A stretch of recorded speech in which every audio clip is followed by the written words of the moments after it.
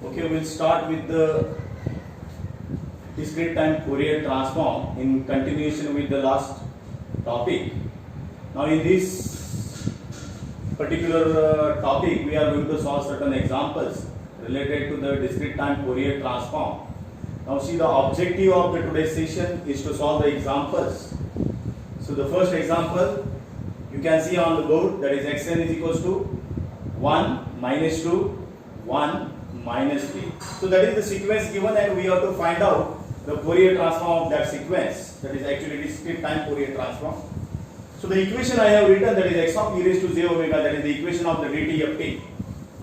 Summation n is equals to minus infinity to plus infinity xn e raised to minus j omega n.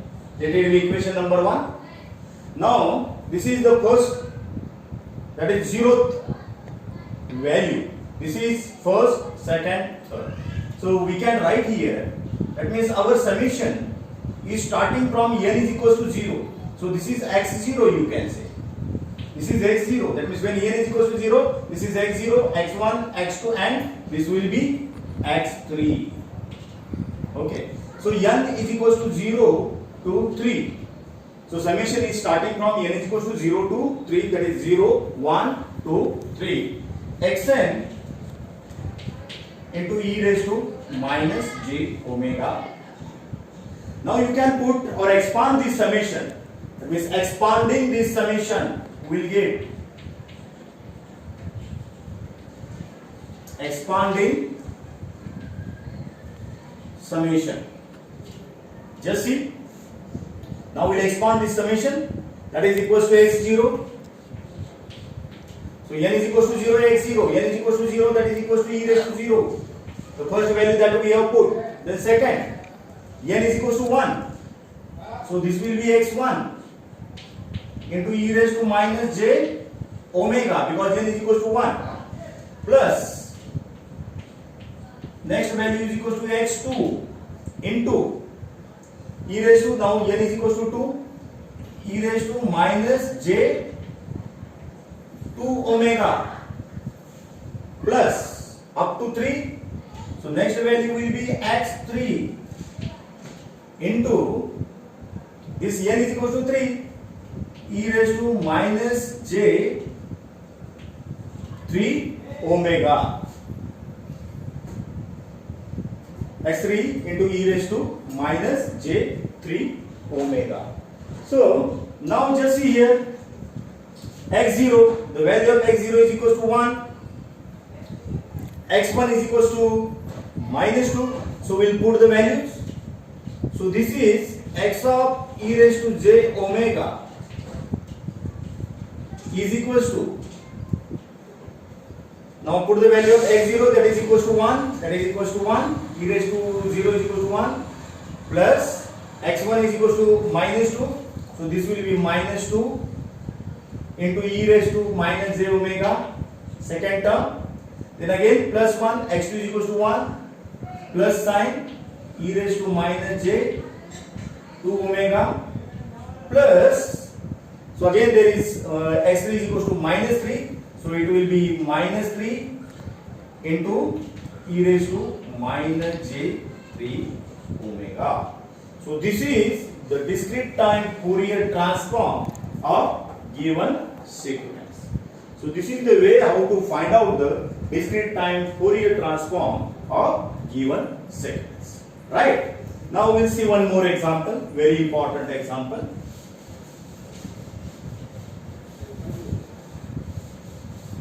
Again the same equation that we are going to use.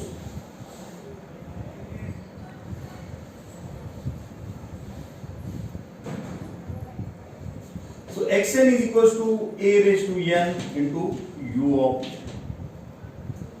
n is equals to, just here, this is the sequence, xn is equals to a raised to n into u of n. The value of a is less than 1. So that is given.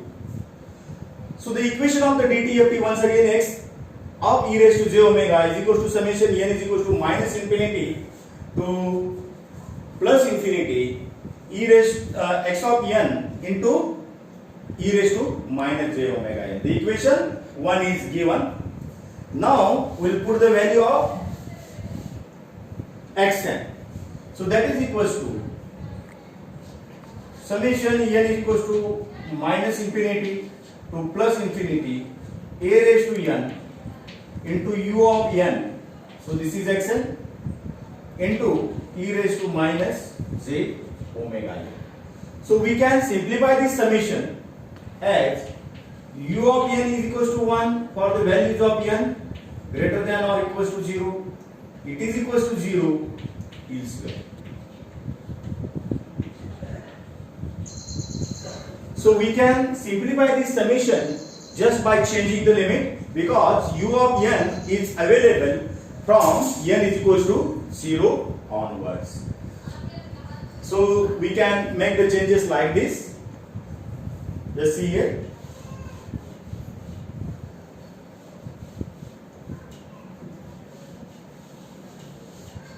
So n of n is equals to 0 to infinity a raised to n, un that we have cancelled just by adjusting summation from n is equals to 0 onwards, e raised to minus j omega n. Now we try to represent this in geometric format. N is equals to 0 to infinity. A, I can write like this, a raised to minus j omega. So n is here again. So I can take it like this. So a raised to n, e raised to minus j omega n. No change in the meaning. So let it be alpha. Let this quantity be alpha. So alpha raised to n. Now look at this identity. Summation n is equals to 0 to infinity alpha raised to n, that is alpha is less than 1. The final answer is equals to 1 divided by 1 minus alpha. Okay. So this is the expansion. The same thing is there. This is alpha raised to n is equals to 0 to infinity. What is its answer? 1 divided by 1 minus alpha. So x of e raised to j omega is equals to 1 divided by 1 minus, now alpha is equals to this, a e raised to minus j omega. So this is the value of x of e raised to j omega, that is 1 divided by 1 minus a into e raised to minus j omega. So this is the discrete time Fourier transform of a raised to n into u of n. One more example we will see of the same kind. Just see here once again. xn is equals to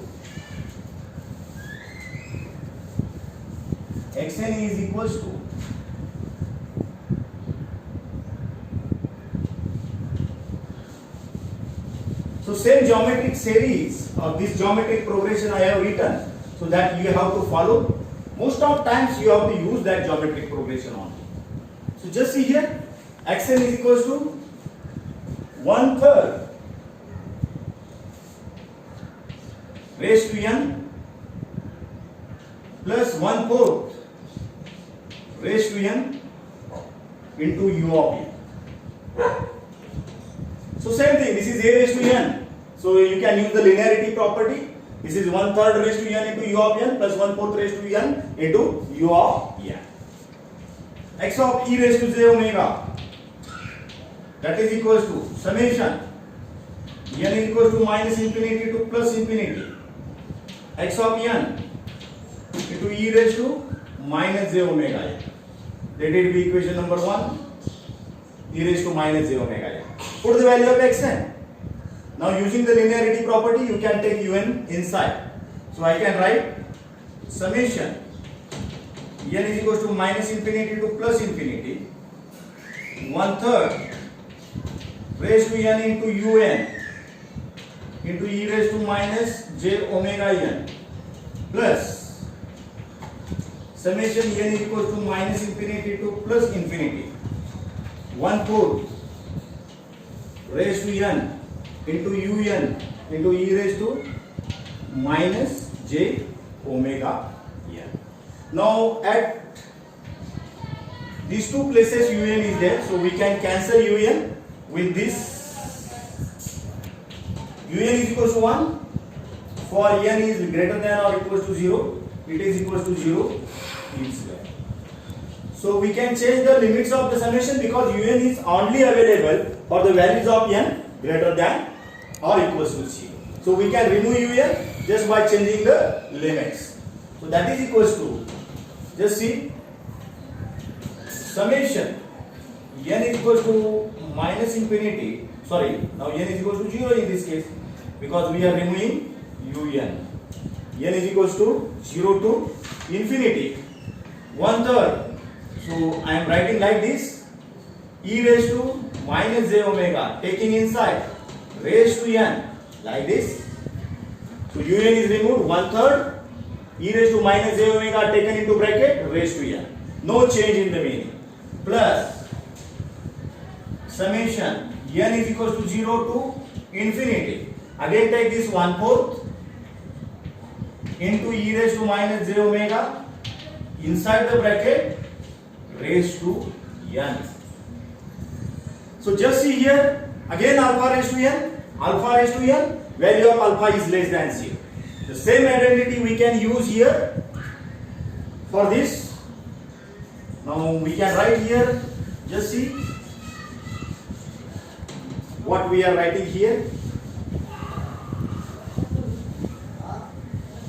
Now we can write, that is, this is alpha raised to n, this is again alpha raised to n, 1 divided by 1 minus alpha as per this geometric progression. X of e raised to j omega, that is equals to 1 divided by 1 minus 1/3 e raised to minus j omega plus 1 divided by 1 minus 1/4 e raised to minus j omega, that is 1 divided by 1 minus 1/3 e raised to j minus j omega plus 1 divided by 1 minus 1/4 e raised to minus j omega.